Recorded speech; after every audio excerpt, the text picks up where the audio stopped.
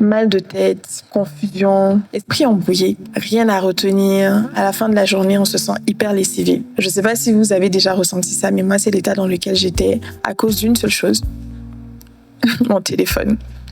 Ça paraît bête à dire, mais c'était une addiction, surtout par rapport aux réseaux sociaux. Je passais mon temps, je prenais mon téléphone et je commençais le matin. J'ai prié, c'est vrai, et me voici maintenant sur les réseaux, en train de regarder, de scroller, et je n'arrêtais pas en fait. Des fois, je me disais, bon Stéphanie, là, tu arrêtes, et tu te donnes 5 minutes, je rajoute encore 10 minutes. À un moment donné, j'ai vu que je n'arrivais plus à avoir une vie de prière correcte, je n'arrivais plus à retenir rien du tout. La Bible m'ennuyait. J'ai senti dans mon cœur que franchement, j'attristais le Saint-Esprit. Ce n'était vraiment pas de la blague, c'était très sérieux. Mon esprit était rempli de plein de choses inutiles. Je ne regardais pas de trucs bizarres et toujours je me trouvais des excuses. Oui, en fait, la prière, c'est un état d'esprit. Mais honnêtement, j'arrivais même plus à penser à Dieu. Il y a eu plusieurs versets qui venaient dans mon esprit et je rends grâce à Dieu pour ça. Mais il y a un en particulier qui a fait pop dans ma tête et qui m'a donné envie de me dire il y a quelque chose qui va pas. Galates 5 au verset 1.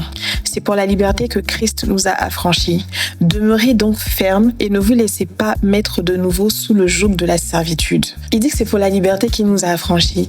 Et je me rendais compte que j'étais devenue accro et j'étais plus libre de moi-même, mes mouvements, parce que dès que je me réveillais, je scrollais et je commençais à regarder tout et n'importe quoi. Je vous assure, honnêtement, comme la Bible dit, c'est les petits renards qui détruisent. Le diable n'avait pas forcément à voir avec l'impudicité, avec ce genre de choses très manifestes là, mais il savait que ça allait être avec ce genre de petites choses dans ma vie, comme la distraction.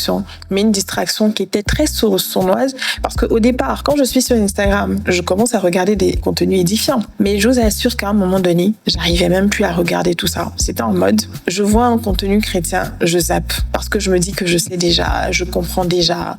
Et c'était devenu vraiment très, très, très bizarre. Et moi, dans mon fort intérieur, je me disais, mais pourquoi je ne suis plus attirée par ça? Et ça m'a ramené encore à Galates 5 au verset 16. Je dis donc, marchez selon l'esprit et vous n'accomplirez pas les désirs de la chair. Car la chair a des désirs contraires à ceux de l'esprit et l'esprit en a de contraires à ceux de la chair. Ils sont opposés entre eux afin que vous ne fassiez point ce que vous voudriez.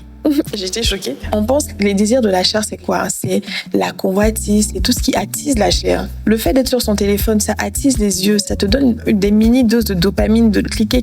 C'est vraiment une addiction physique en plus. Ça m'éloignait en fait de marcher selon l'esprit. Par la grâce de Dieu, je suis encore en train d'apprendre à me déshabituer, à regarder des choses qui ne sont pas édifiantes, qui ne protègent pas mes yeux. C'est intéressant parce que je suis en train de retrouver un Dieu amour, compatissant, qui est toujours là en fait, qui nous attend. Et aujourd'hui, s'il y a une personne qui est dans cet état-là, ou peu importe même qui est dans autre chose, pas seulement moi c'est la distraction, mais ça peut être autre chose, ça peut être tous les péchés, le mensonge, une addiction beaucoup plus